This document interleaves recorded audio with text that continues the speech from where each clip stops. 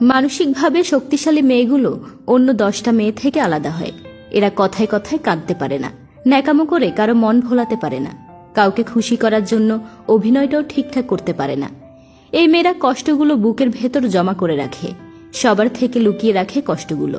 তারা কষ্টের পাহাড় নিয়ে হাসি মুখে ঘুরে ফিরে যেন কিছুই হয়নি। তাদের হাসি মুখ দেখে সবাই মনে করে এদের বুঝি কষ্টই হয় না, অনুভূতি শূন্য। এই মেয়েরা হেরে যায় না কখনো। সময় পরিবর্তনের সাথে সাথে তারা নিজেদেরও পরিবর্তন আনে। যে কোনো পরিস্থিতিতে তারা উঠে দাঁড়ায়। জীবনে যে কোনো বাধাই আসুক না কেন, যত ঝড় উঠুক না কেন, তারা কারো উপর নির্ভরশীল হয় না, নিজেরাই যুদ্ধে নেমে পড়ে।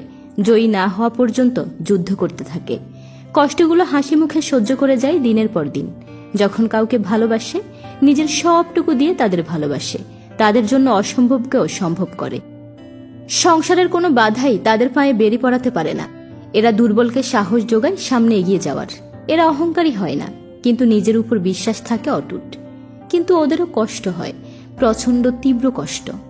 এসব মেয়েরা খুব একা হয়। কাছের বন্ধু বলতে তাদের কেউ থাকে না। ভালোবাসার মানুষদের কখনোই কাছে পায় না।